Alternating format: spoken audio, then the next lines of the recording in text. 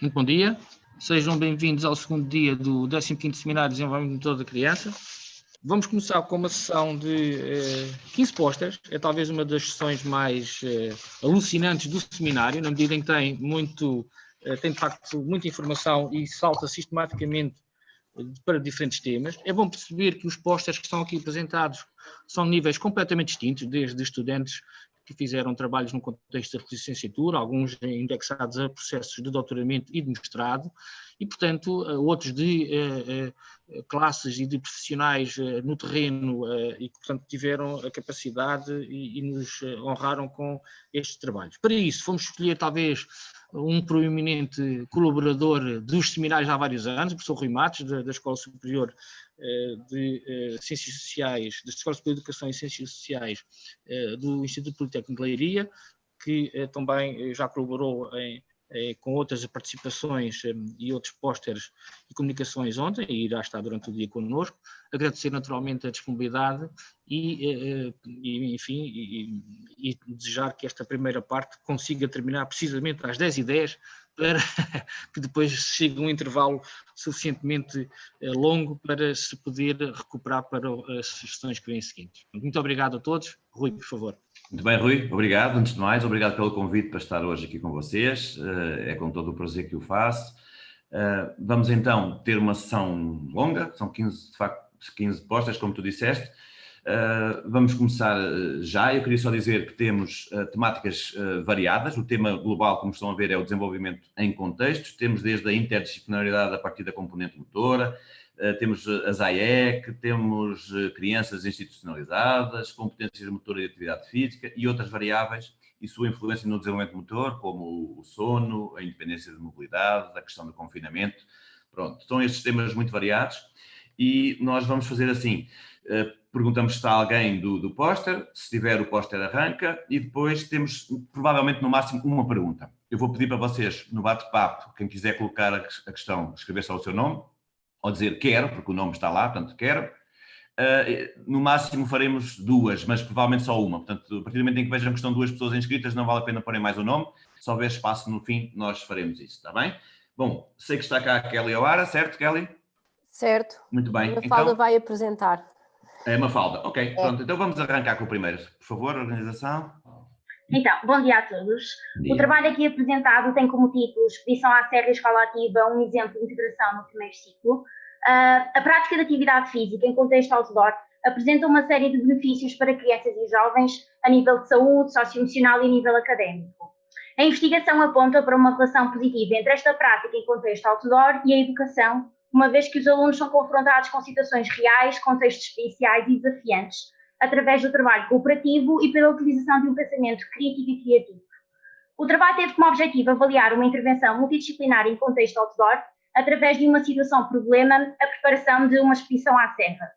Foram envolvidos 30 alunos do terceiro ano de escolaridade, 14 raparigas e 16 rapazes, 2 professores titulares e o diretor pedagógico do Conservatório Regional de Música da Covilhã. A avaliação foi realizada através de uma entrevista semi-estruturada, validada por peritos e previamente testada. A intervenção teve uma duração de 12 semanas, 60 minutos por sessão, através de atividades realizadas no outdoor da escola, baseadas no currículo destas diferentes disciplinas. Como resultados, salientamos, do ponto de vista dos professores, a adequação das metodologias utilizadas, uma aprendizagem mais eficiente a nível da motivação, empenho e resultado, a multidisciplinariedade feita através do jogo e o facto de existir um objetivo final que se mostrou bastante motivador para os alunos. Do ponto de vista dos alunos, o facto de o contexto e as atividades serem uma novidade para eles, a experiência do jogo ao ar livre e a diversão, o interesse em aplicar os conteúdos trabalhados e, um ponto negativo que para nós se revelou bastante positivo, o facto de existir menos tecnologia. Concluímos então que a combinação de modelos que integram o contexto outdoor e a multidisciplinariedade e a resolução de problemas concretos e reais permitem uma aprendizagem mais eficaz, mais ativa, mais motivadora e participativa. Devemos então de apostar neste tipo de metodologias nas escolas portuguesas, à semelhança dos países nórdicos, que há muito que mostram resultados, quer nas aprendizagens, quer nos hábitos e estilos de vida. Obrigada. Muito bem, Mafalda, muito obrigado pela tua capacidade de, apesar aqui destes truques todos da tecnologia, conseguiste muito bem apresentar o teu trabalho, que agora sim estamos a ver. Eu perguntava se rapidamente uma pessoa, ou meia pessoa, se quer fazer uma pergunta. Quem é a meia pessoa? Escreva o seu nome.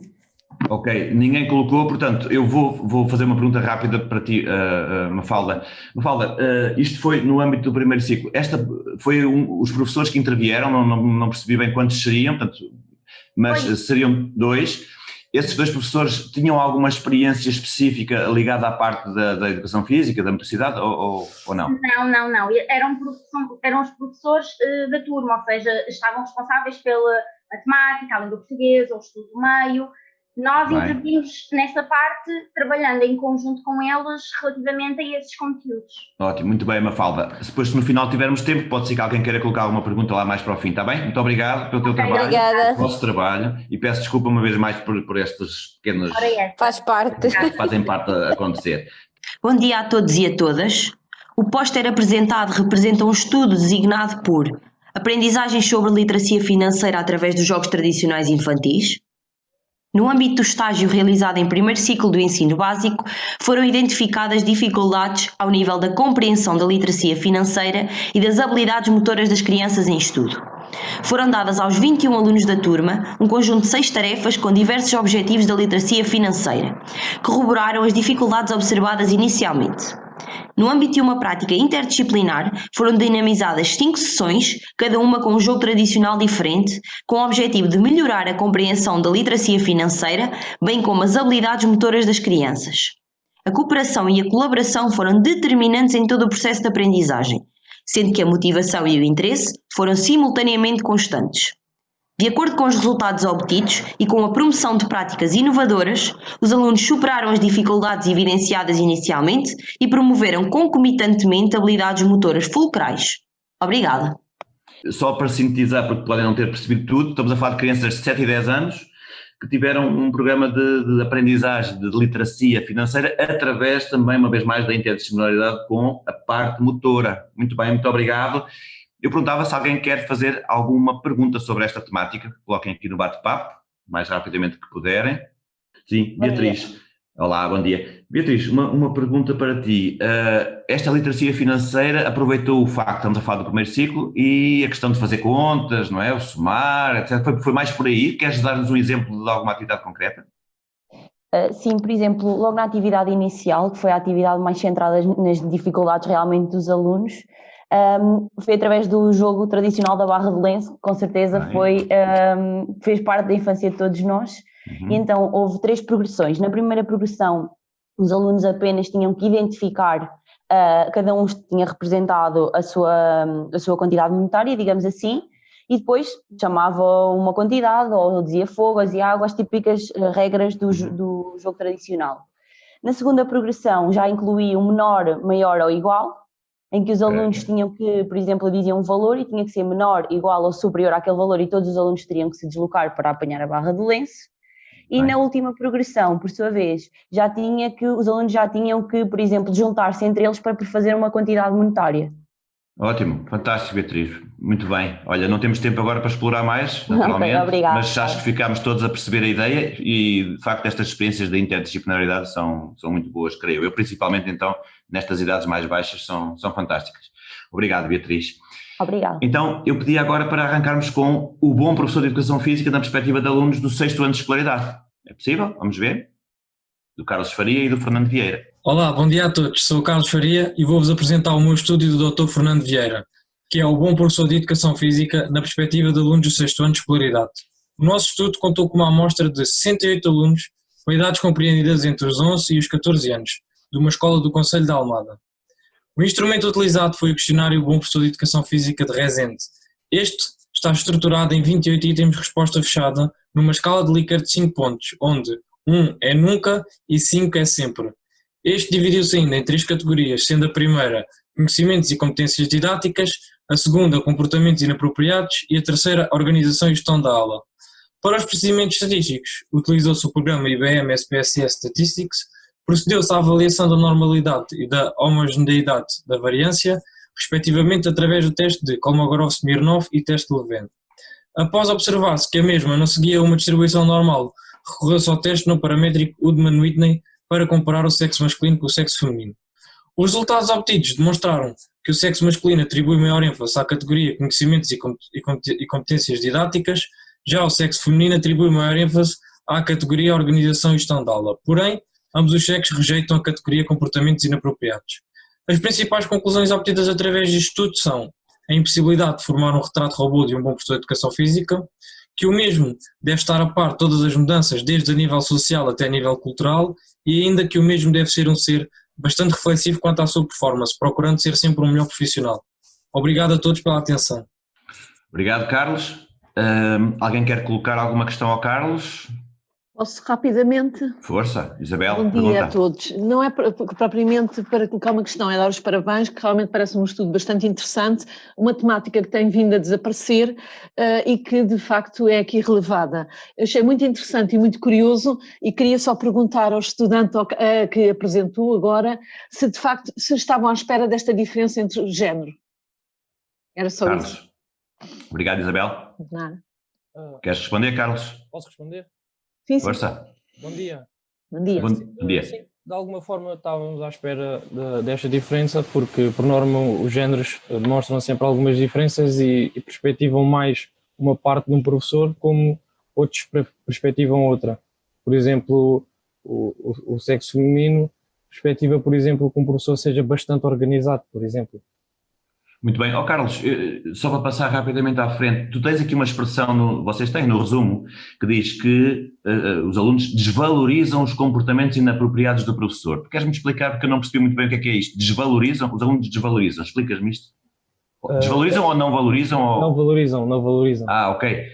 Portanto, ok, sim senhor, não valorizam. Muito bem. Certo. Carlos, obrigado pelo vosso trabalho, está bem? Obrigado, bom dia. Muito bem.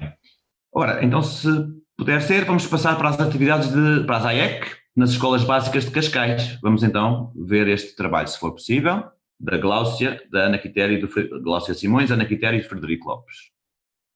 Bom dia. Nosso trabalho refere-se à diminuição do tempo que as crianças dedicam às brincadeiras, ao grande período de permanência dela nas escolas e o projeto da Câmara de Cascais de implementar brincadeiras livres nas atividades de enriquecimento curricular. A proposta é que as AECs sejam um espaço para que essas brincadeiras livres aconteçam com o uso de materiais soltos, inclusive de muitas tralhas, que tenham a participação ativa das crianças, a formação de grupos que garantam a socialização entre elas e que os educadores atuem mais como observadores. O objetivo é que haja uma diminuição na retenção e repetência dos alunos na época de saída da escolaridade obrigatória. Mas nossa pesquisa relaciona também as brincadeiras livres com bem-estar, com a alegria dos miúdos no espaço escolar. Enquanto metodologia, foram aplicados questionários com os diretores de agrupamentos, visitas às escolas, questionário online com os encarregados de educação e professores e, em virtude da pandemia, videoconferência com as crianças, em que elas mesmas nos contam sobre as AECs através de fotografias dos espaços das escolas no ecrã partilhado. Conversar com as crianças pelo ecrã tem sido desafiador, pois queremos estabelecer uma proximidade para que elas se sintam à vontade.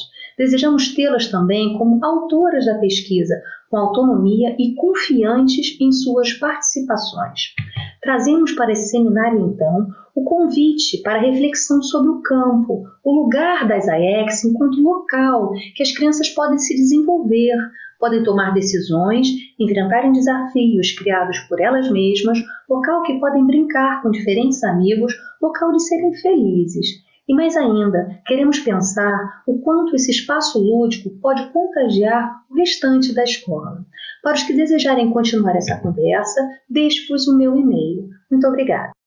Muito obrigado, Gláucia, pela capacidade de síntese que vocês demonstraram nesta apresentação e pelo trabalho. Pergunto se alguém quer fazer alguma questão à Gláucia sobre esta temática. De facto, vemos por vezes estas AECs serem quase usurpadas pela parte da educação física, não é? Portanto, muitas vezes não se faz o que se devia fazer na componente curricular e remete-se para as AEC. Há pouco tempo, o professor Carlos Neto foi um dos defensores de que estas AEC passassem a ter este caráter que vocês aqui advogam, de atividade de jogo mais livre, naturalmente. Por isso, o vosso trabalho vem nesse sentido, vem reforçar, queria-vos dar os parabéns por isso e que continuem nesta linha que é muito, muito importante para as nossas crianças. Obrigada. Aqui na Câmara de Cascais, na verdade, isso tem sido um compromisso já assumido com as escolas. Isso. Né? Então as escolas estão com esse compromisso e temos acompanhado esse processo. Eu sei que vocês têm a fazer um trabalho bom, o professor Carlos Neto, Frederica, etc. Muita gente está ligada a esta área. Parabéns pelo vosso trabalho. Continuem. Muito obrigada, bom dia. Ótimo, obrigado. Passávamos então, se for possível, então, para o apoio social. Meu nome é Maria João Lagoa e vou apresentar o trabalho com o título O Apoio Social Percebido como Mediador da Associação entre Competência Motora e a Atividade Física em Crianças do programa Family Move. Apesar de alguma evidência quanto à relação entre o apoio social percebido e a atividade física das crianças, muitos poucos estudos têm relacionado o apoio social com a competência motora. Assim, o objetivo do presente estudo foi testar um modelo que associa a competência motora e a atividade física das crianças ao seu apoio social percebido. No presente estudo foram avaliadas 286 crianças que participaram no programa Family Move, um programa escolar que visa identificar barreiras, motivações e percepções da família relacionadas a estilo de vida saudáveis, relatadas por pais e filhos. O apoio social percebido é constituído por 3 itens diferentes: o apoio dos pais, o apoio dos colegas e dos professores. No entanto, apenas o apoio dos pares e dos pais foi positivamente correlacionado com a competência motora e o índice da atividade física. Assim, chegou-se ao modelo final, um modelo de mediação múltipla, ao qual esse modelo demonstrou que a competência motora tem um efeito positivo no índice da atividade física. No entanto, esse efeito foi mediado e com efeito positivo pelo apoio percebido dos colegas e do apoio percebido dos pais. Assim, como forma de conclusão, este estudo enfatiza a importância de considerar o papel do apoio parental percebido e do apoio dos pares, juntamente com o desenvolvimento da competência motora como estratégia para promover o estilo de vida ativo das crianças. Obrigada pela vossa atenção, estou disponível para responder a algumas questões e podem me contactar por e-mail. Obrigado, Maria, muito obrigado pelo vosso trabalho também. Alguém quer colocar uma pergunta à Maria sobre este trabalho? Eu gostava de colocar uma pergunta. Posso? Ótimo, quem fala? É Eduarda Coelho. Olá, Eduarda, bom dia. Força. Bom dia. Eu gostava de saber, efetivamente, o que é o apoio social percebido, porque eu não percebi. Muito bem. Maria, força, queres responder? Olá, bom dia. Acho que já me estão a conseguir ouvir. Força, Maria. Força. Eu tentei ligar a câmara, não sei se estão a ouvir. Está ótimo, podes continuar. Ok. Pronto, muito obrigada, Eduarda, pela questão. O apoio social percebido é a percepção que as crianças têm relativamente ao facto dos pais apoiarem no sentido de levar a um sítio para brincar, ou um sítio para praticar alguma atividade física, ou então a outra vertente, dos itens avaliados é o facto dos pais incentivarem as crianças a dizerem vai fazer a atividade física porque te faz bem para a saúde, por exemplo, no contexto da literacia física, e também o facto de dar apoio financeiro também ou seja, para a inscrição ou num clube quando é exercício organizado, ou então para material desportivo, comprar as bolas ou material que se tem em casa para brincar. Certo, Maria. E sempre na perspectiva da criança. A criança nós temos 2 perspectivas, a da criança e depois também tem o facto do apoio da perspectiva dos pais. Muito bem, Maria. Penso que ficou claro e percebi a pergunta da pessoa Eduarda, porque de facto o que pode ter complicado um pouco é o percebido, porque é como a competência motora, temos a competência motora e a competência motora percebida. Neste caso não é tanto o apoio do pai, mas é como é que o filho percebe que há apoio, e a partir do momento em que percebe, isso tem influência na atividade que pratica, certo? É isso. Sim, e depois também tínhamos a vertente dos colegas e dos profissionais. Exatamente. Isso. Pronto, vamos avançar, obrigado a ambas pela intervenção. Obrigada. Passamos então à Associação do Tempo de Institucionalização no Desenvolvimento Motor e Cognitivo de Crianças dos 11 aos 14 anos de idade, por favor. Bom dia a todos, vamos dar início à apresentação do nosso trabalho. O nosso trabalho intitula-se Associação do Tempo de Institucionalização no Desenvolvimento Motor e Cognitivo de Crianças dos 11 aos 14 anos de idade.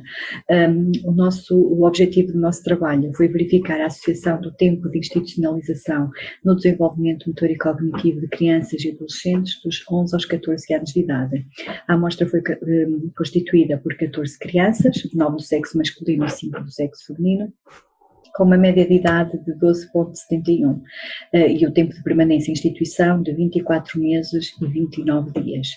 Para avaliar o perfil psicomotor foi utilizada a bateria psicomotora Vita da Fonseca e as matrizes progressivas coloridas de Raven para avaliar a capacidade intelectual não verbal. Relativamente aos nossos resultados, verificamos que o desenvolvimento das crianças, o psicomotor das crianças foi caracterizado no seu geral como sendo bom, o qual a área mais forte foi a praxia fina e a mais fraca a estruturação espaço-temporal, e o desenvolvimento intelectual foi atribuído como estando acima da média, e o tempo de institucionalização no nosso trabalho não está associado com o perfil psicomotor e a capacidade intelectual das crianças. Damos então por fim à nossa apresentação. Obrigada a todos. Para a Carla, sobre este trabalho. A Carla está aí, não está, Carla? Sim, Carla? estou aqui, Sim, estou aqui, aí. estou aqui. Oh, Carla, parece que não temos já nenhuma questão e como o tempo urge, eu perguntaria, portanto, vocês foram à procura de encontrar essencialmente uma relação entre o tempo que as crianças passaram na instituição e estes indicadores, ou seja, tentar perceber se quanto mais tempo estivesse melhor ou pior resultado. Estavam à espera sim. de quê? Uma relação direta ou inversa? Nós estávamos à espera que realmente estas crianças tivessem, e nomeadamente ligadas à área cognitiva, que tivessem resultados abaixo daquilo que era o esperado. Até porque tínhamos crianças com vários problemas, não é? E também com os seus irmãos, pelo menos 50% destas crianças também tinham os irmãos em instituição, com vários problemas, medicação, famílias pouco funcionais, algumas delas já estavam na segunda instituição, e estávamos à espera assim de um resultado diferente. No entanto, o resultado foi aquilo que nós tivemos a apresentar, não é? Não obtivemos nenhuma correlação. Eu diria satisfatório, não é? Sim. É bom que, apesar de todos os problemas que essas crianças têm, já lhes chegam os problemas que têm, não é? Sim. Pelo menos isso acaba por não afetar, pelo menos visivelmente, nestas duas dimensões, noutras certamente que afetará. Sim, aqui provavelmente o excelente trabalho também que as instituições fazem, não é? E os técnicos cada vez mais fazem parte dessas instituições que também em muito contribuem para… Com formação para isto e atentos a isso. E atentos a isso, sim. Muito bem, obrigado Carla, obrigado pelo vosso trabalho. Obrigada. Então, passaria agora ao trabalho de competência motora e competências grafomotoras em crianças no último ano do pré-escolar. Bom dia a todos. O meu nome é Helena Coradinho e venho-vos falar sobre o estudo intitulado Competência Motora e Competências Grafomotoras em Crianças no último ano do pré-escolar. Este estudo teve como principal objetivo caracterizar, segundo a idade e género, a competência motora e as competências grafomotoras de crianças no último ano do pré-escolar. Para tal, recorreu-se a uma amostra de 97 crianças no último ano do pré-escolar, de vários jardins de infância públicos e privados do distrito de Évora, com idades compreendidas entre os 5 e os 6 anos. Avaliou-se a competência motora, com a bateria de avaliação do movimento para crianças 2, e a integração visomotora, com o teste de desenvolvimento da integração visomotora de Bury-Butonica. As características do processo das competências grafomotoras foram avaliadas com uma mesa digitalizadora Wacom, com o software Movalizer e uma caneta com tinta. Em termos de resultados, verificaram-se diferenças significativas entre os grupos de idade ao nível da integração visomotora, ao nível do item 3 da destreza manual, do item 1 do atirar e agarrar e do item 3 do equilíbrio. Também se verificaram diferenças entre géneros, nomeadamente ao nível da destreza manual 2 e também do item 2 do atirar e agarrar. No primeiro caso a favor das raparigas e no último a favor dos rapazes. Em jeito de conclusão, este estudo é muito importante para a identificação precoce de dificuldades na escrita e também para o desenvolvimento de intervenções mais eficazes neste âmbito. Obrigada pela atenção Helena, de todos. Pelo vosso trabalho também, pela tua apresentação. Perguntava se alguém quer colocar alguma questão à Helena. Agora vou esperar um bocadinho mais, porque gostava que não fosse sempre eu a fazer questões. Vamos lá, não fui sempre eu, já houve quem colocasse, mas agora que já passa um bocadinho das 9h30, já estamos mais acordados todos e ganhamos um bocadinho de tempo, queria que alguém colocasse uma pergunta à Helena. Quem é que quer colocar uma pergunta à Helena? Alguém do grupo da Helena está? É a Helena, a própria Helena. Olá, Helena, estás a ouvir? Sim, estou cá, olá, sim. Bom dia. Olha, Helena, parabéns pelo trabalho. Diz-me uma coisa, vocês encontraram aqui uma relação positiva com a idade, não é? Portanto, quanto mais velhas, melhores resultados, foi isso, não é? Não, foi o Pareceu-me que tu contrário. tinhas dito isso agora na gravação, porque vocês fizeram este estudo com Não, crianças do o que aconteceu foi último que ano. as crianças... Diz, força. Sim, o que aconteceu foi que as crianças de 5 anos tiveram melhores resultados ao nível da integração visomotora. Isso. Estes resultados não vão de encontro com a literatura, não são esperados, mas existem alguns estudos, embora em número limitado, que dizem que nesta idade a integração visomotora pode ser variável e haver aqui uma inconsistência neste desenvolvimento. Então nós justificamos esses resultados precisamente com isso. Muito bem. E como é que vocês justificariam esta diferença que encontraram entre meninos e meninas já numa idade tão baixa e já se notarem estas diferenças? O que é que te parece, Helena? O que os estudos nos dizem, por exemplo, ao nível do atirar e agarrar, é que os rapazes são melhores, porque devido a questões socioculturais, por exemplo, jogam mais com bolas. E as raparigas são melhores na destreza manual, porque tendem a envolver-se mais em atividades relacionadas aqui com a destreza manual, como fazer colares e esse tipo de brincadeiras. E depois acaba por se refletir nestes resultados. Muito bem, Helena, obrigado pelo vosso trabalho. Obrigado, Helena. Muito bem, obrigado. Vamos passar então ao próximo. Vamos tentar aqui ver a relação entre a competência real e percebida, aspectos de parentalidade e tipo de brincadeiras em crianças do pré-escolar. Bom dia a todos. Irei fazer uma breve abordagem ao estado de arte da relação entre a competência motora real e percebida e os fatores parentais e tipo de jogo da criança em pré-escolares. A competência motora refere-se a um conjunto de habilidades motoras fundamentais que englobam os padrões de movimento grossos, sendo que a competência motora real diz respeito à capacidade real da criança de realizar determinada tarefa e a competência motora percebida está relacionada com a autoperceção que a criança tem em relação à sua habilidade para realizar a mesma tarefa. O período da infância é considerado mais crítico para o desenvolvimento da competência motora, sendo que bons desempenhos motores em crianças estão relacionados com melhores resultados a nível cognitivo, linguístico, social, emocional, melhores níveis de atividade física e percepção de competência motora na adolescência. Durante a infância, o desenvolvimento da competência motora é influenciado pelo crescimento e pelas características maturacionais da criança e deve ser tido também em consideração o contexto social em que a criança está inserida, nomeadamente o ambiente escolar e as características familiares. Segundo a investigação existente, os fatores parentais parecem ter uma maior influência no desenvolvimento da criança, nomeadamente os fatores como o stress, os estilos, as expectativas e a aliança parental têm sido estudados individualmente em relação à sua influência no desenvolvimento psicológico, cognitivo e linguístico. Também o tipo de jogo da criança está relacionado com o desenvolvimento e saúde da mesma. Sabemos que o brincar permite uma série de oportunidades de aprender e de desenvolver competências cognitivas e sociais, como a resolução de conflitos. O jogo de atividade física, por exemplo, predomina durante a fase do pré-escolar, traz inúmeros benefícios ao nível das competências sociais.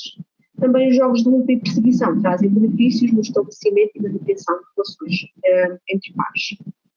Apesar da influência dos fatores parentais e do tipo de jogo da criança no desenvolvimento e saúde das mesmas, a investigação tem dado pouco ênfase à relação entre estas variáveis e a competência motora real e percebida das crianças em idade pré-escolar.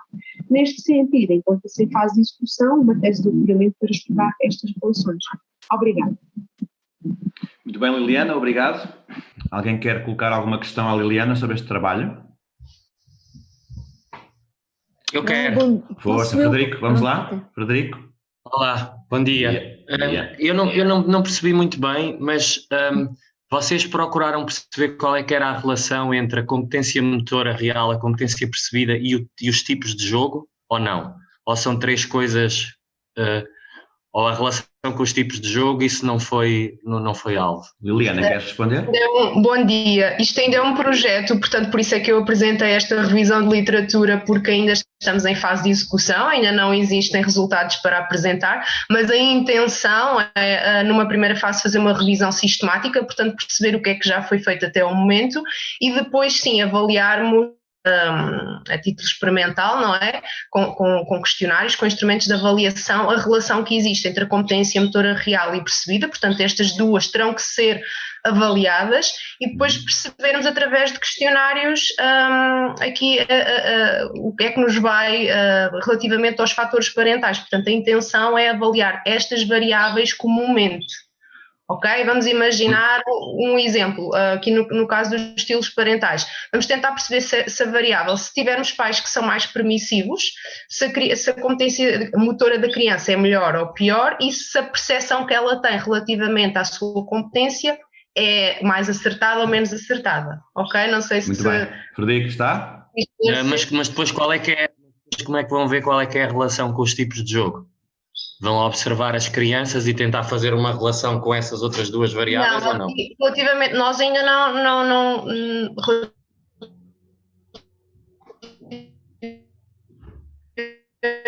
os instrumentos que vamos utilizar de jogo seria um questionário.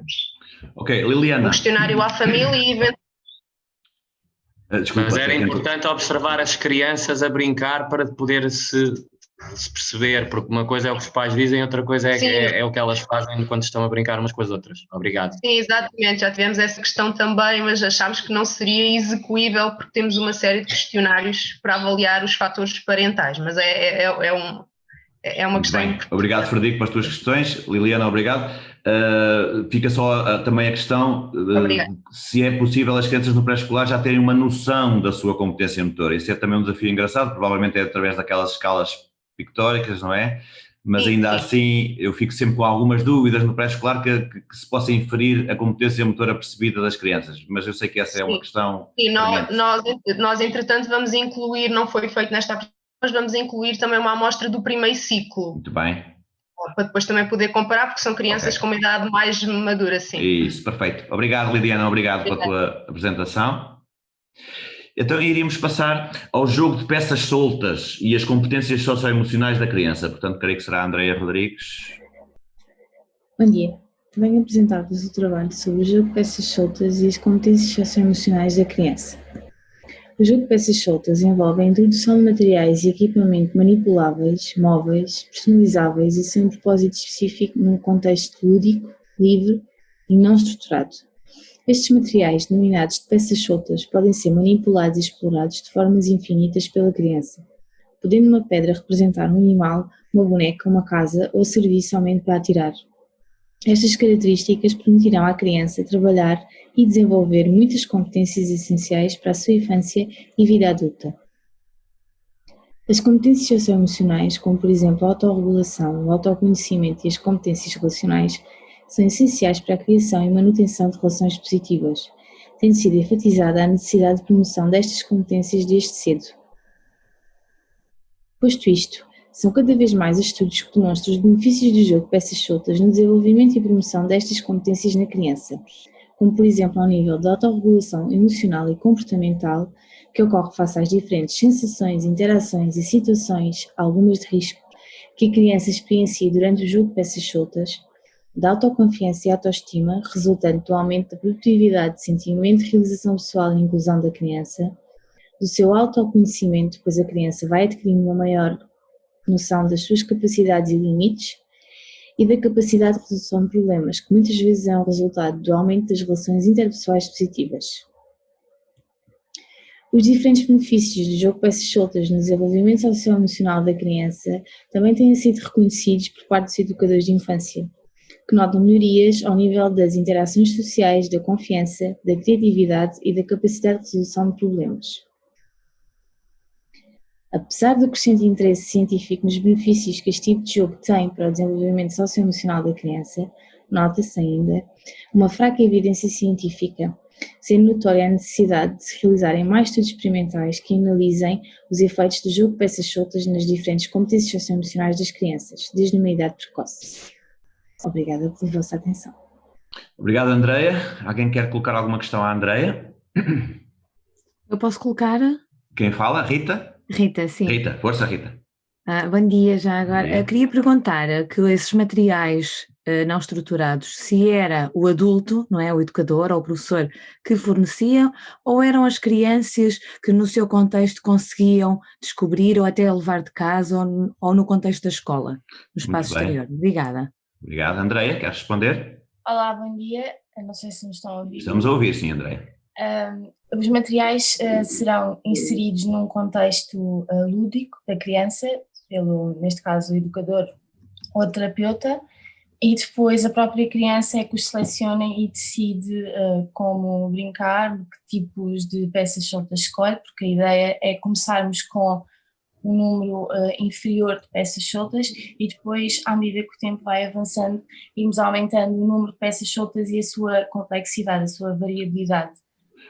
Seria inserido no contexto, mas selecionado, digamos, pela criança. Não sei se muito bem. Temos aqui mais uma questão, vou conseguir ainda ter tempo para ela, vamos conseguir. Ana Oliveira, sim, Ana? Queres perguntar? Bom dia. Bom dia. Eu teria aqui uma questão. Portanto, eu julgo que este estudo foi feito em crianças pré-escolares, certo?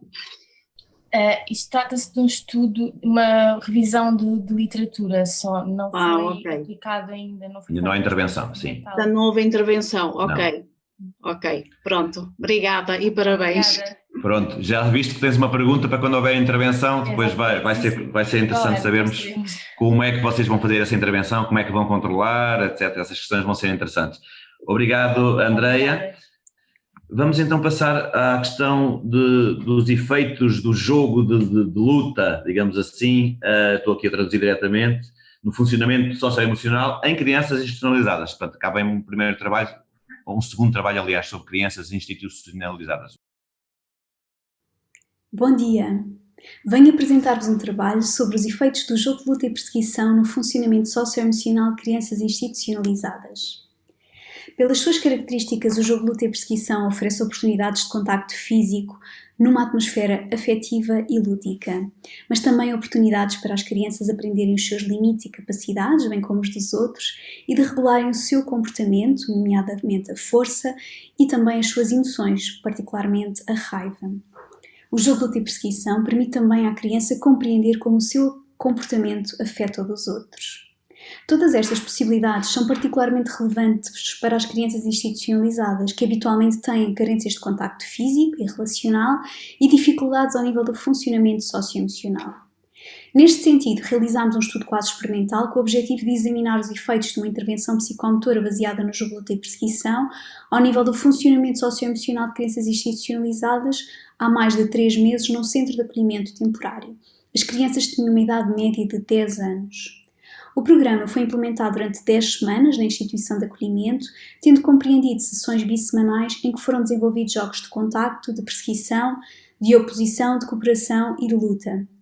Ao longo das sessões houve uma progressão ao nível da proximidade física, da regulação da força, da regulação emocional e da competição e cooperação. As crianças foram avaliadas em 3 momentos, 6 semanas antes do início do programa e imediatamente antes do seu início para estabelecer uma medida de controlo, e foram testadas novamente imediatamente após o programa. Os resultados revelaram que o programa foi eficaz na redução dos comportamentos externalizados e internalizados e apoiam a ideia de que o jogo de luta e perseguição pode ser particularmente benéfico para as crianças mais velhas e especificamente para as crianças que têm dificuldades ao nível do funcionamento socioemocional. Obrigada. Obrigado, Guida. Alguém tem alguma questão para a Guida sobre este trabalho? Guida Veiga. A Guida está aí? Sim, está, não está? Eu tenho. Força, Frederico. Guida? Olá, Guida. Sim. Bom dia. Olá. Força. Olha, Bom dia. como é que vocês fizeram essa progressão pelas diferentes fases do jogo de luta e de perseguição? Como é que foi ou não progressivamente regulado pela ação do adulto? Então, este é um programa que até já foi testado por outros investigadores e foi desenvolvido por outros investigadores italianos e que pressupõe precisamente esta progressão, ou seja, no início, por exemplo, das sessões, portanto, são propostas atividades que envolvem pouco contacto, como o toque e foge, imagina, separar, ter molas de várias cores e sugerir que se procure o outro, portanto, colocando as molas na roupa do outro, não é? Portanto, não há contacto, há perseguição, mas não há contacto. Depois já há um contacto maior, sei lá, de jogos, por exemplo, da raposa, não é? De apanhar o rabo da raposa, não é? Há ali mais contacto entre eles, há também uma cooperação, mas uma perseguição. Enfim, há sempre as competências ao nível da competição vão, e portanto do trabalho de grupo, não é? Vão aumentando, o toque também vai sendo cada vez mais progressivo, a própria regulação da força, por exemplo, no início do programa, há jogos de oposição, mas de uma oposição, por exemplo, em bancos, em cima de um banco, tentar derrubar o outro, depois já fazemos no chão e, portanto, já temos maior aproximação, ou, aliás, antes até com bastões, não é? Portanto, há todo este pensar de ser cada vez mais exigente em termos das competências requeridas às crianças. E o último nível... o último nível é assim já num nível em que o adulto tem menos, influência e o comportamento quase que brota naturalmente. Então, é mais próximo daquilo que será uma situação, mais, digamos, não sei se será normal, mas mais espontânea daquilo que é o jogo de luta e de perseguição ou não. Se há essa gradação. Então, as atividades são sempre sugeridas pelo adulto, não é? Pelo terapeuta, mas há aqui, obviamente, espaço ao comportamento espontâneo da criança, não é? Muito bem, Guida. Olha, essa era mesmo uma questão que eu tinha aqui. Se a intervenção não era contrário ao caráter mais espontâneo deste tipo de brincadeira. Portanto, estamos em sintonia. Eu percebo essa situação e até a Liliana que falou há pouco foi a terapeuta e este estudo surgiu no âmbito da tese dela de mestrado, poderá falar um pouco convosco também. Mas quando nós pensamos nestas crianças, são crianças com problemas de comportamento grandes, não é? Portanto, as sessões eram desestruturadas, são crianças, reparem, que não têm estrutura, e portanto a função do terapeuta também é dar-lhes estrutura, e quando nós propomos uma atividade com limites, com regras, mas obviamente neste contexto lúdico e afetivo, estamos a oferecer-lhes aquilo que elas precisam. Muito bem, Guida, mesmo para terminar, a Joana Pereira, obrigado Frederico, tem aqui uma questão só, se em algum momento vocês sentiram ou tiveram mesmo que intervir uma vez que começou a passar os limites da brincadeira para a luta a sério? Eu estou a ver agora a comunicação não verbal da Liliana, sim, foi necessário intervenção, foi necessário contenção, e uma das questões que nós concluímos é que é um grupo demasiado grande para este tipo de intervenção. O grupo deveria ser mais pequeno, precisamente por isso, para haver mais contenção e para haver uma relação terapêutica mais facilitada. Muito bem, Guida. Fica para depois uma pergunta sobre se rapazes e raparigas interagiram entre eles ou se foi por sexo, mas isso depois fica para outros diálogos, está bem? Não temos mais tempo agora. Guida, obrigado pelo vosso trabalho. Obrigada. Ora, então vamos lá tentar perceber se o sono tem ou não tem influência no índice de massa corporal em crianças no pré-escolar. Vamos a isso. Catarina Vasques, Pedro Magalhães, Isabel Mourão Carvalhal e Eduardo. Muito bom dia. Começo por dar os parabéns à Comissão Organizadora por, mesmo em condições tão atípicas, levar a cabo a realização da 15ª edição deste seminário, e agradeço à Comissão Científica a possibilidade de estar aqui hoje a proferir esta comunicação. O trabalho que passo a apresentar surgiu no âmbito do Programa PA Ativo, com 5 anos de existência, e que tem por base a promoção da prática de atividade física, alimentação saudável e bem-estar geral de saúde em crianças do pré-escolar da cidade de Bragança. Sendo este um estudo parcelar, foi nosso objetivo verificar se estas crianças cumprem as recomendações para a atividade física, inatividade física e horas de sono segundo a Organização Mundial de Saúde, e verificar a associação entre o IMC e um conjunto integrado de comportamentos. A amostra foi constituída por 140 crianças com idades entre os 4 e os 5 anos da cidade de Bragança. A caracterização dos comportamentos sedentários e o número de horas de sono foram recolhidos utilizando um questionário documental com resposta direta. Para determinar a atividade física diária das crianças, recorreu-se ao pedómetro, tendo sido registado o número de passos dados durante uma semana completa e um fim de semana. Verificámos que 85,8% das crianças apresentaram peso normal, em média realizaram 13.398 passos diários, passaram 142 minutos por dia em atividades de ecrã e dormiram diariamente 9,94 horas. De acordo com as guidelines propostas pela Organização Mundial de Saúde para estas idades, constatámos que 91% cumpria as recomendações de atividade física, 52,9% cumpria as horas de sono, mas apenas 26% visualizaram menos de 2 horas de ecrã. O sono foi a única variável que se associou significativamente com o índice de massa corporal. As horas de sono parecem ser, por isso, uma variável importante a incluir no estudo da obesidade em crianças do pré-escolar. Um padrão de sono adequado deverá fazer parte das medidas de prevenção da obesidade, tal como hábitos alimentares saudáveis e a prática de atividade física regular. Muito obrigada. Muito obrigado, Catarina. Alguém tem alguma questão para a Catarina Vasques sobre este trabalho? Eu tenho. E mais alguém sem ser o Frederico? Frederico, não te estou a excluir, mas se houver mais alguém, desculpa lá. Sim, claro. É um bocadinho só. Alguém tem? Obrigada, Frederico. Obrigada pela apresentação. A minha questão tem a ver relativamente à avaliação da atividade física, a avaliação, quem respondeu aos questionários foram os pais, ou se foi em formato de entrevista com as crianças da pré-escolar? Olá, muito bom dia, Maria João. Obrigada, bom dia a todos. Portanto, relativamente à avaliação ou à monitorização da atividade física, nós utilizamos um pedómetro. Portanto, foi colocado à criança o pedómetro, que foi utilizado durante uma semana completa, incluindo o fim de semana. Portanto, e depois foi registado o número de passos diários que as crianças deram. Com recomendações aos encarregados de educação, porque eles levaram o pedómetro para casa, para ser colocado assim que a criança se levantasse e só ser retirado quando ela ia para a caminha novamente, portanto, retirando apenas para atividades aquáticas. Relativamente ao questionário, foi um questionário que foi aplicado e foi aos encarregados de educação, portanto, foram os pais que responderam sobre o número de horas que as crianças passavam a ver televisão ou a jogar computador, as horas de sono, entre outras que não constaram neste trabalho. Muito obrigada, Catarina, e parabéns. Então, Obrigada. Frederico, força, faz a tua questão o mais rápido que puderes, está bem? Olá, Catarina, obrigado. Olá, Frederico. Queria saber uma coisa, se vocês têm alguma ideia porque é que só 50 e tal % das crianças é que dormem aquele tempo necessário e se efetivamente isso terá alguma coisa a ver com as rotinas delas e delas serem, por exemplo, confrontadas com uma série de outras atividades que vão para além da escola, se isso terá algum impacto ou não. Frederico, essa é uma boa pergunta. Eu não sei responder a ela diretamente, mas a tua pergunta também já é tendenciosa. E concordo contigo. Eu acredito que, de facto, as horas diárias, portanto, acordados das crianças, são completas com tanta coisa que provavelmente a horinha delas irem para a cama acaba por ser mais tardia. E depois aqui ainda há outra questão, é que o pré-escolar em muitos casos não tem a obrigatoriedade de começar a ter o primeiro ciclo.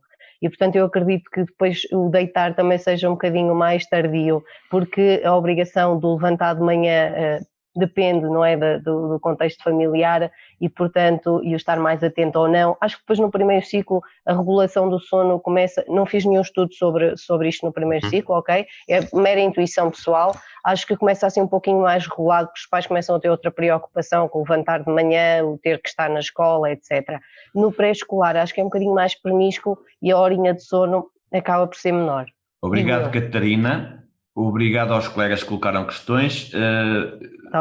Fica também a sugestão de verem isto num grupo que não este. Nós já conhecemos bem o vosso programa, que é muito bom, este do Pé Ativo, já os apresentaram várias vezes.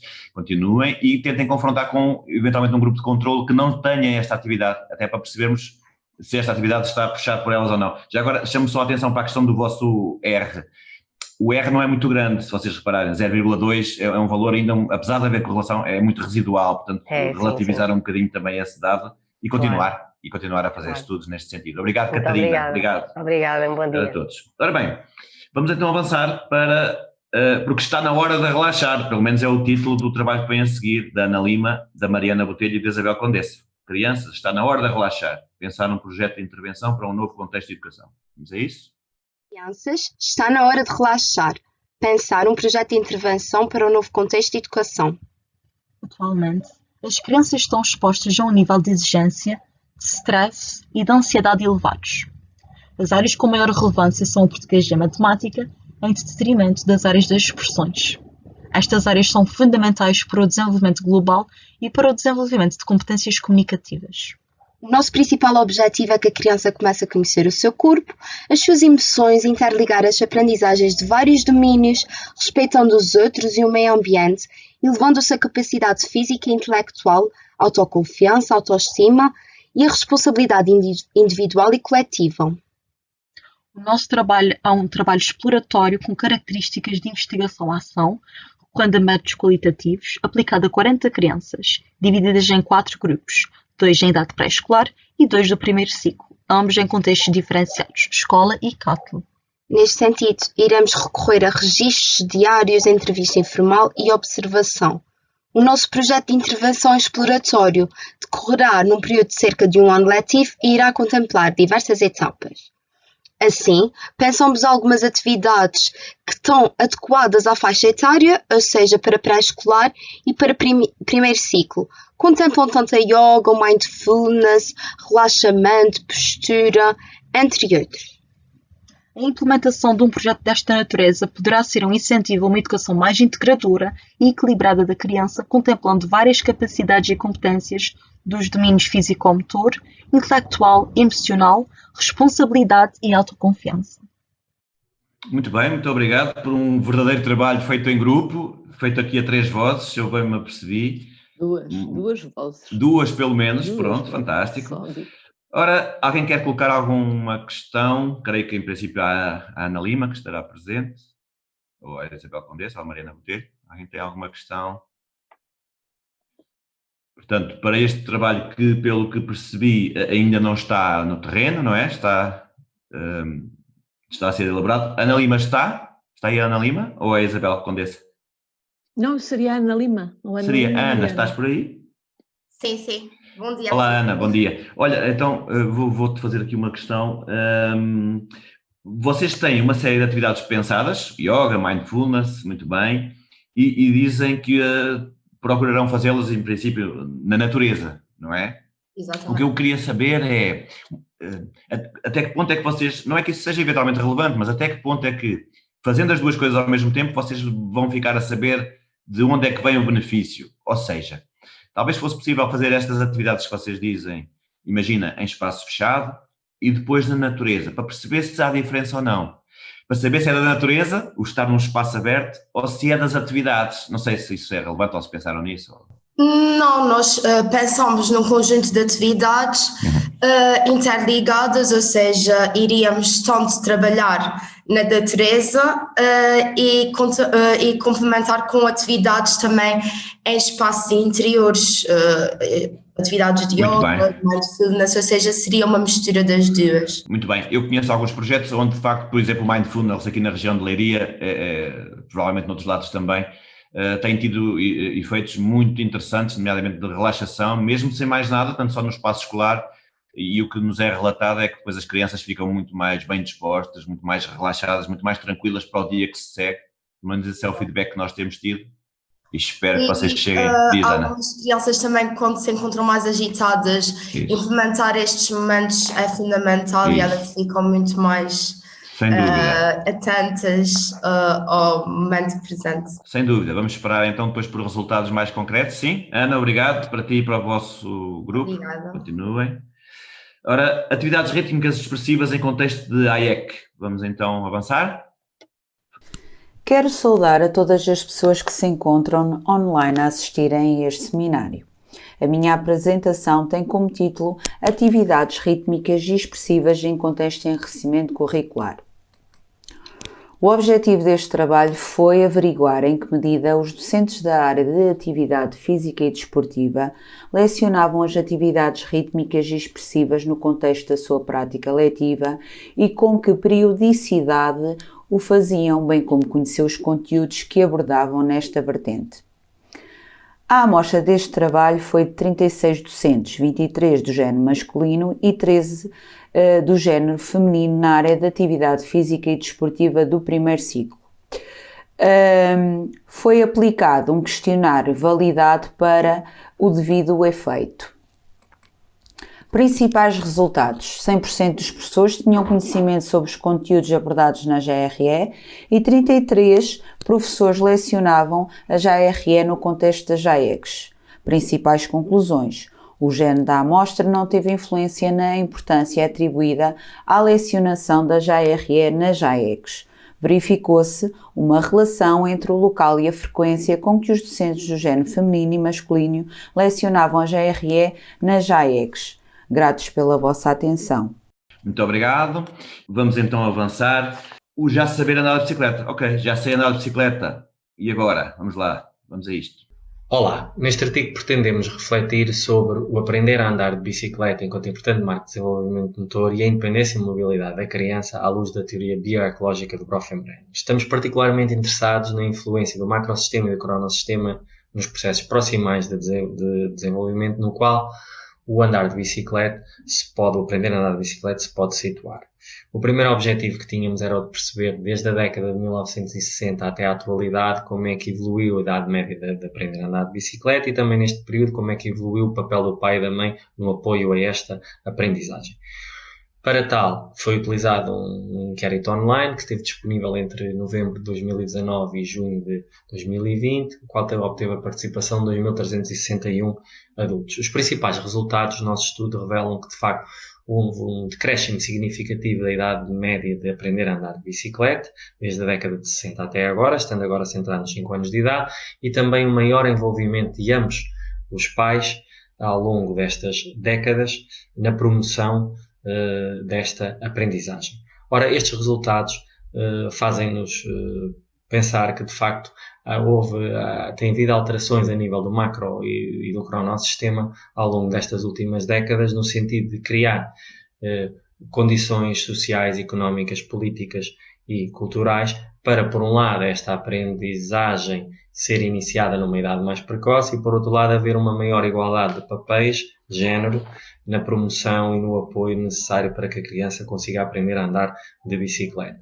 Mais ainda, as atuais políticas das autarquias centradas na mobilidade, no lazer e na recreação contribuem também para que este macrosistema atual seja mais promotor de um desenvolvimento motor e da própria independência de mobilidade da criança.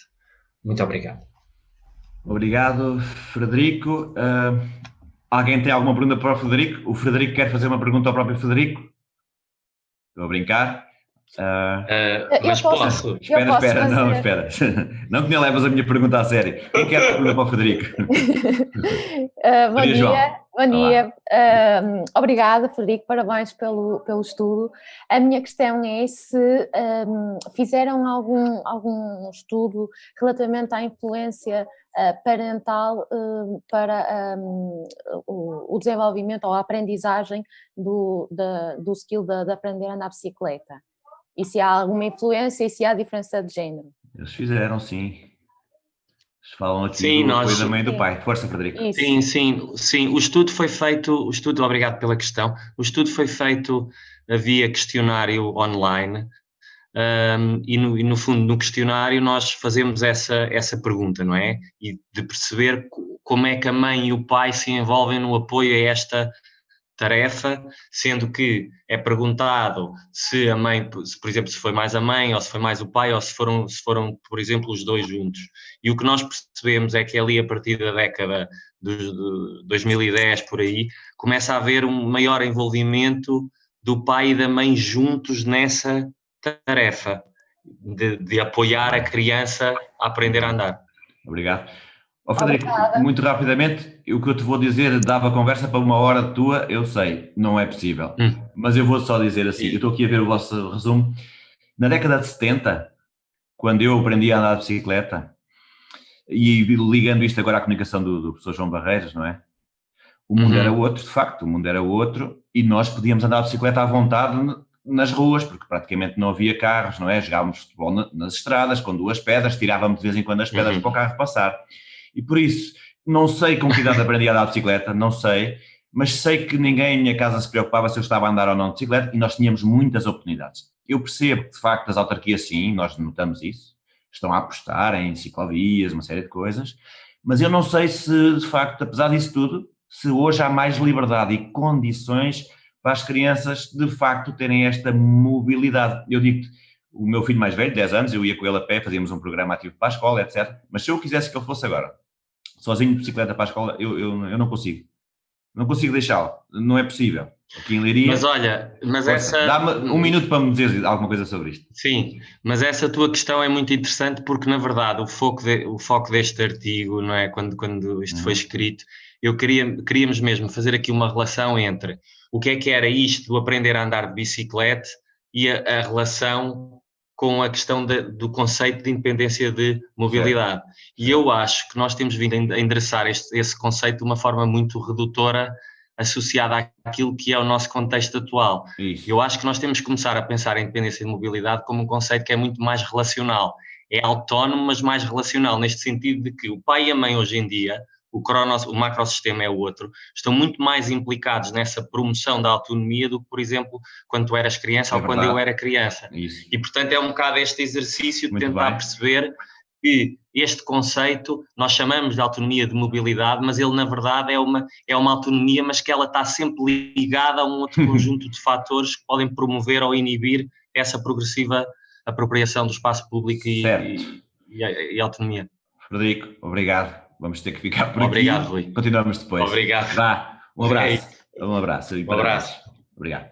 Ora bem, vamos então à última apresentação, antes de depois, penso que teremos essa oportunidade de voltar aos dois primeiros para repor a verdade, ou seja, para darmos a possibilidade de, em condições melhores, vermos e assistirmos aos dois primeiros postas, mas vamos então ao último, que nos fala de hábitos de atividade física em crianças em contexto de isolamento social desta pandemia. Vamos a isto? Hábitos de atividade física de crianças e jovens em contexto de isolamento social. Nesta pesquisa foram estudados os efeitos das medidas de confinamento social derivadas do surto da Covid-19. O objetivo deste estudo foi analisar se as rotinas de prática de atividade física de crianças e jovens portugueses se mantiveram em contexto de isolamento social. Pretendeu-se verificar se os hábitos de prática de atividade física se conservaram nas faixas etárias representativas de 4 ciclos de estudo: primeiro, segundo e terceiro ciclo do ensino básico e ensino secundário. Foram recolhidas 1.515 respostas divididas em 4 faixas etárias, dos 7 aos 9, dos 10 aos 11, 12 a 14 e 15 a 17 anos. O questionário online visou recolher os dados da questão comportamental relativa à manutenção dos hábitos de atividade física. Tens conseguido manter a tua atividade física? Durante o confinamento, verificou-se uma tendência positiva, como podemos observar na figura, para a manutenção das rotinas de prática de atividade física. Verificaram-se diferenças estatisticamente significativas entre as faixas etárias ao nível da manutenção de rotinas de atividade física. A comparação múltipla permitiu identificar uma diferença estatística significativa entre as faixas etárias do primeiro ciclo do ensino básico e do terceiro ciclo do ensino básico. Relativamente à associação entre faixa etária e o nível de manutenção de rotinas de atividade física, não se verificou uma relação linear estatisticamente significativa, como podemos observar no ponto 4. Os principais resultados sugerem que se mantiveram as rotinas de atividade física em contextos de confinamento em todas as faixas etárias. As crianças do terceiro ciclo do ensino básico mantiveram níveis de rotina de atividade física superiores às do primeiro ciclo do ensino básico. A idade não influenciou a alteração dos hábitos da prática de atividade física. Em conclusão, é positivo o facto das rotinas de prática de atividade física de crianças e jovens portugueses se terem mantido no período de confinamento social, bem como a tendência para tais hábitos se manterem em todas as faixas etárias. Ok, muito obrigado. Alguém quer colocar uma questão ao João Pinto? Ou alguém... É o João Pinto, sim. O João Pinto está aí, sim. Alguém quer colocar uma questão? João, que rotinas eram estas? Ou seja, tendo em conta que houve a pandemia, tendo em conta que os miúdos, nesta altura, presumo, portanto, na fase em que eles deixaram de ir à escola, inclusivamente, ficaram em casa, deixaram de ter atividade física escolar, portanto, essa rotina, pelo menos, em alguns casos, ou muitos, ter-se-á perdido. Que rotinas são estas que se mantiveram e como é que eles responderam a estas questões por inquérito, etc.? Eles respondem, como respondem, o inquérito foi feito, obrigado pela questão, antes de mais, como foi feito o inquérito online, Eles responderam com alguns variados tipos de caminhadas com os pais, jogar à bola, é uma seleção, é uma variedade de respostas que nós temos sobre o tipo de atividade que eles realizaram. Muito bem, portanto que eles já faziam antes da pandemia e que conseguiram continuar a fazer, apesar da pandemia, isso, não é? Exato. Só mais uma questão, vocês dizem que as rotinas se mantiveram, mas que ainda assim mais elevadas em determinados níveis etários, portanto, as rotinas mantiveram-se, mas o que foi mais elevado foi esses níveis de atividade física, é isso? Como é que mediram esses níveis de atividade física, João?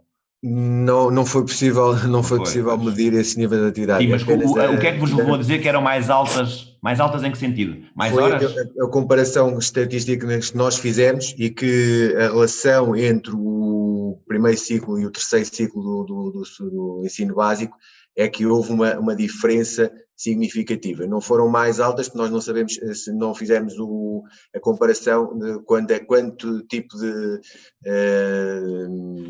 qual o tempo que faziam antes da pandemia e depois da pandemia. Apenas se as crianças tiveram percepção de que as suas atividades físicas se tinham mantido. Ok, João, obrigado. Temos só uma pergunta para terminar. Rita Cordovil, por favor. Olá, parabéns pela apresentação. Só uma questão, porque isto é curioso, nós temos um estudo também por questionário, mas feito aos pais, crianças até aos 13 anos, e os resultados vão um pouco em sentido contrário, ou seja, a percepção que os pais têm é que à medida que a idade avança, cada vez mais eles estiveram em tempo sedentário e menos em tempo de atividade física.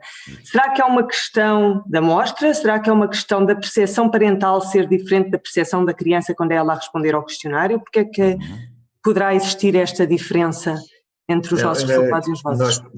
Realmente nós no artigo temos essa ressalva que seria interessante termos um grupo de estudos ou uma forma de estudos de maneira a que possamos fazer uma comparação idêntica e que deem praticamente os mesmos resultados. Achamos curioso essa situação nos nossos resultados, haver essa diferença em relação ao vosso estudo. Foi uma coisa que fizemos isso, mas sinceramente não sei explicar. Obrigado, Rita, pela questão. Obrigado, João, pela resposta. Sim, nós também temos um estudo um bocadinho diferente. Sim, é isso. É esta variedade, também é interessante ir percebendo o porquê. Pronto, muito bem. Com um ligeiro atraso, chegámos ao fim desta sessão. Espero que tenham gostado. De facto, houve quem comentasse que era importante alguém do Ministério da Educação estar a par destas coisas que se vão produzindo, porque de facto há aqui temas em contextos de facto tão variados, como diz a Isabel Condessa e outros colegas, que era bom que isto chegasse onde tem que chegar, que não é só ao nosso grupo, porque nós sabemos disto, é bom que isto saia para fora. Obrigado à organização. Rui, a palavra é tua. Só sublinhar que agradecer naturalmente a todos, ao Dr. Rui Matos que foi apanhado. Portanto, sendo assim, muito obrigado e até já.